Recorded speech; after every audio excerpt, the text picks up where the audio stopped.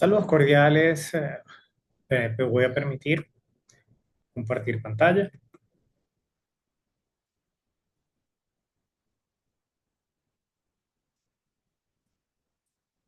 Hoy, desde el tercer encuentro de Saberes Postdoctorales 2025, auspiciado por la Universidad Nacional Experimental de Yaracuy, con la ponencia política pública de incorporación socioproductiva de los adolescentes en conflicto con la ley penal, una perspectiva transcompleja. Para nadie es un secreto que distintas familias en las sociedades de la América Latina tienen que enfrentar situaciones como la disfuncionalidad familiar, el abuso de drogas lícitas, el consumo de drogas ilícitas, la violencia intrafamiliar, y esto sumado a una realidad sociocultural que está de marras a una violencia que ha sido normalizada, es el caldo de cultivo perfecto para la incursión de niños, niñas y adolescentes en el mundo delictual. Ya contextualizando el fenómeno en la República Bolivariana de Venezuela, debemos hacer mención a la Ley Orgánica de Protección del Niño, Niña y del Adolescente y sus posteriores reformas, que en su cuerpo de artículos le plasma a estos niños, niñas y adolescentes, los presenta como sujetos de derecho, que son acreedores de deberes, derechos y garantías, y trajo consigo una novicia visión de la responsabilidad penal del adolescente.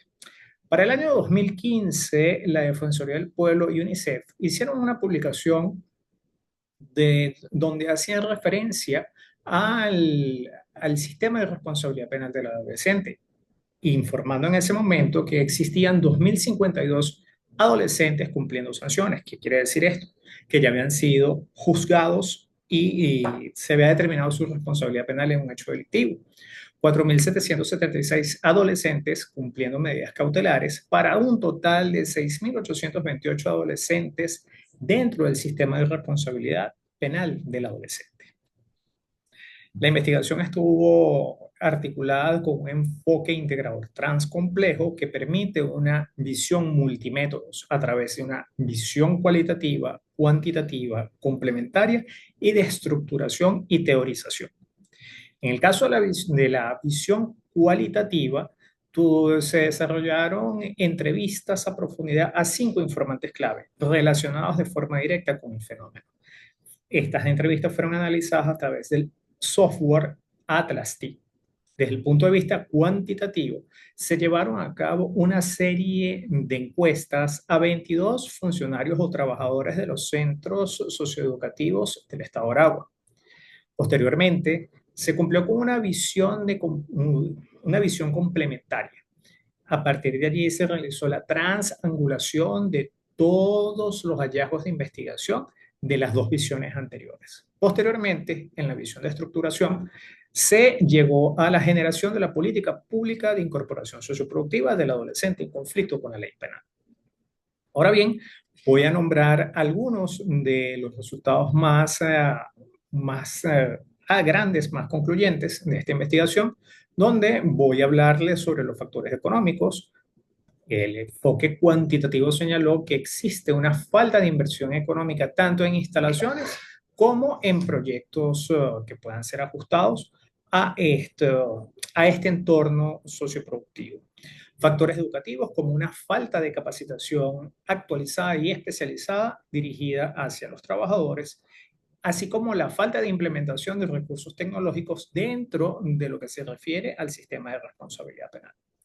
También existen factores sociales como la falta de cumplimiento de procesos para la incorporación social, y no existe un seguimiento extramuros al adolescente que ya ha sido incorporado.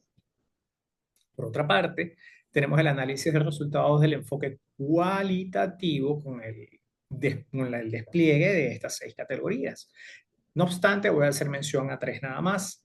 Pubescente en conflicto con la ley penal, que es la categoría que permitió conocer la realidad vivencial de los adolescentes en conflicto con la ley penal.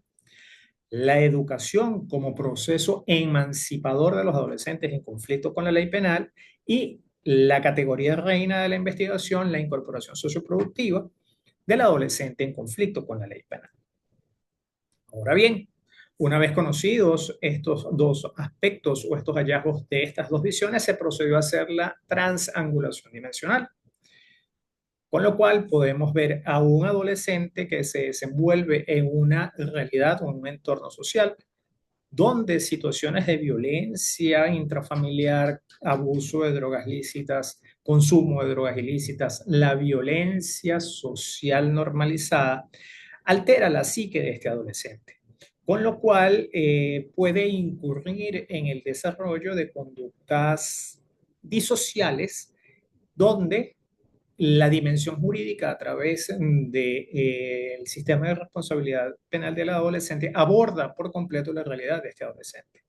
Solo a través de la educación podrá surgir nuevamente este adolescente y con una trascendencia en su conducta de hechos disociales a ser un joven socialmente productivo a la sociedad. Pero no debemos verlo como una misión utópica, porque este adolescente, si bien es cierto que está intramuros en los centros de privación de libertad, bien sea por condiciones de medidas cautelares o cumplimiento de sanciones, está afectado por factores sociales, económicos, políticos, educativos, además de una serie de subcategorías que nos dieron la posibilidad de emerger las 6 categorías que ya fueron eh, presentadas.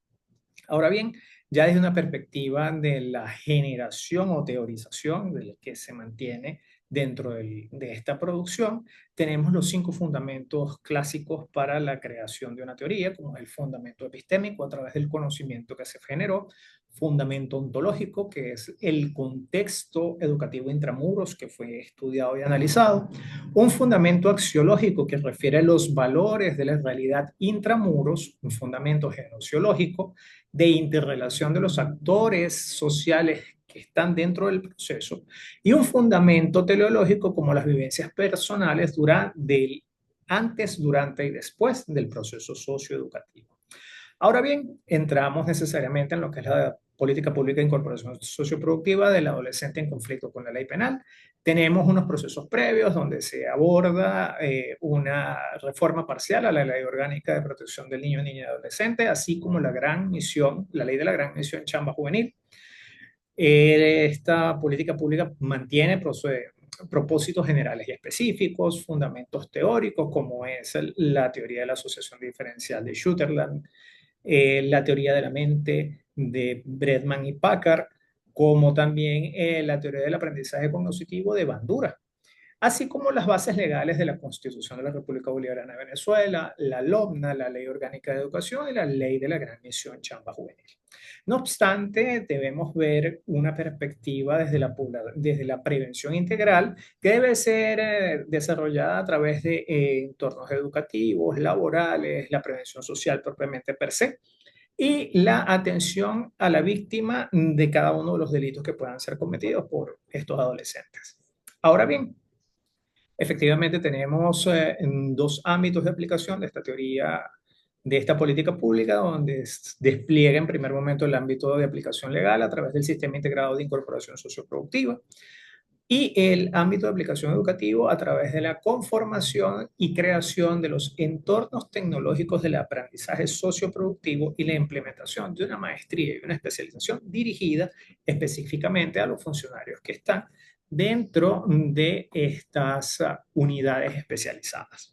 Ahora bien, el sistema integrado de incorporación socioproductiva va a manejar información personal, legal, educativa, así como el control total de los entornos tecnológicos del aprendizaje socioproductivo a través de la plataforma Moodle, como lo dije hace un momento, con la capacitación y profesionalización del personal administrativo, educación formal o de oficio dirigida al adolescente en conflicto con la ley penal, avances en la incorporación socioproductiva a través de las competencias y certificaciones alcanzadas por el adolescente, así como las acciones que han sido impuestas dentro del mismo sistema, control de visitas de familiares e instituciones públicas o privadas y el seguimiento y control del adolescente incorporado. Esto va dirigido como una política pública para evitar la reincidencia delictual. En este momento nos encontramos desarrollando un agente inteligente o una inteligencia artificial que va a permitir el manejo de toda la información que se consolida dentro del sistema integrado de incorporación socioproductiva. Por último,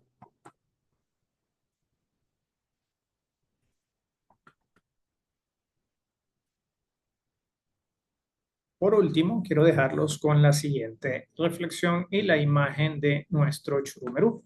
La familia y la sociedad son los principales factores de trascendencia y apoyo de esta población vulnerable. Por ello, es importante reconocer que el respeto, el compromiso, la solidaridad, la empatía y la educación son los pilares fundamentales en la transformación del adolescente en conflicto con la ley penal, en un ser socialmente productivo. Muchas gracias por la atención. Iniciamos con el ciclo de preguntas y respuestas. Muchas gracias.